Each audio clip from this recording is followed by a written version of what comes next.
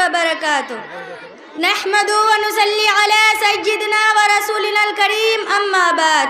فأعوذ بالله من الشيطان الرجيم. بسم الله الرحمن الرحيم. وتلك الجنة التي أورثتموها بما كنتم تعملون. صدق اللہ العظیم. محترم حاضرین و سامعین، ہم میں سے کون ہے جو جنت میں نہیں جانا چاہتا؟ ہر شخص کا، عالم ہو یا جاہل، بد عمل ہو یا نیک عمل، مرد ہو یا عورت، سب کی آرزو ہے کہ اللہ تعالیٰ اسے جنت میں ٹھکانہ دے دے. مگر میرے دوستو، محض اعضاء سے جنت میں داخلہ ممکن نہیں ہے. اللہ تعالیٰ نے جنت کی ایک قیمت رکھی ہے، اور جنت کی قیمت وہ اعمال ہے جو دخول جنت کا ذریعہ بنتے ہیں. یوں تو اعمال بہت سارے ہیں، مگر وقت کی قلت کی وجہ سے میں ان میں سے صرف چند اعمال کی ذکر کرنے پر اتفاق کرتی ہوں. دخول جنت کے لیے سب سے مؤثر چیز ایمان ہے. ایمان کے بغیر جنت میں داخلہ ناممکن ہے. جس کے دل میں ایمان جھر پکڑ لے تو اگر اسے کسی وجہ سے عمل صالح کا بھی موقع نہ ملے تو وہ جنت میں داخل ہو سکتا ہے. حضرت براء بن عازب رضی اللہ عنہ کہتے ہیں کہ ایک آدمی رسول اللہ صلی اللہ علیہ وسلم کی خدمت میں حاضر ہوا اور کلمہ شہادت پڑھ کر مسلمان ہو گیا. پھر آگے بڑھا یہاں تک کہ جہاد میں حصہ لیا اور شہید ہو گیا. تو نبی اکرم صلی اللہ علیہ وسلم نے فرمایا عمل هذا يسيرا واجر كثيرا. اس نے تھوڑا سا عمل کیا، اسے بہت زیادہ اجر دے دیا گیا.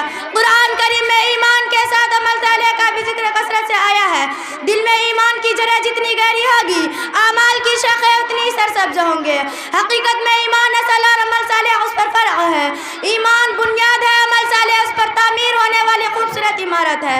آپ سوچیں گے کہ عمل صالح کیا ہے؟ تو میں مختصر الفاظ میں عرض کرتی ہوں کہ ہر وہ عمل جو اللہ کی رضا کے لیے نبی اکرم صلی اللہ علیہ وسلم کے طریقے کے مطابق کیا جائے تو وہ عمل صالح ہے.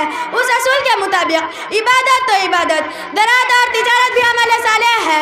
بیوی بچے کے حقوق کی ادائیگی عمل صالح ہے. اللہ کی رضا کے لیے درخت لگانا عمل صالح ہے. انسانیت کی خدمت کرنا عمل صالح ہے. بیماروں کا علاج کرنا عمل صالح ہے. کفر کی طاقت توڑنے کے لیے بند بنانا عمل صالح ہے. مسلمانوں کی تحفظ کے لیے توپ ٹینک چلانا عمل صالح ہے. جیسے حقوق اللہ کی ادائیگی جنت میں داخل ہونے کا ذریعہ ہے، اسی طرح حقوق العباد کا ادا کرنا بھی ان اعمال میں ہے جو انسان کو جنت میں لے جاتے ہیں. حضور اکرم صلی اللہ علیہ وسلم نے والدین کی خدمت کا افضل قرار کر دیا. بیوائیوں اور مساکین کے ساتھ اس نسلوں کو جہاد کے مساوی بتایا. بیمار کی عیادت کرنے والا کا ٹھکانہ جنت میں بیان فرمایا ہے. حقوق العباد کے علاوہ اچھے اخلاق بھی ان اعمال میں ہے جو انسان کو جنت میں لے جاتے ہیں. رسول اللہ صلی اللہ علیہ وسلم کی ارشاد گرامی ہے کہ تم میں سے مجھے سب سے زیادہ محبوب اور قیامت کے دن مجلس میں میرے سب سے زیادہ قریب وہ لوگ ہوں گے جو تم میں اخلاق کے اعتبار سے بہتر ہوں گے. اچھے اخلاق کی فہرست بڑی طویل ہے.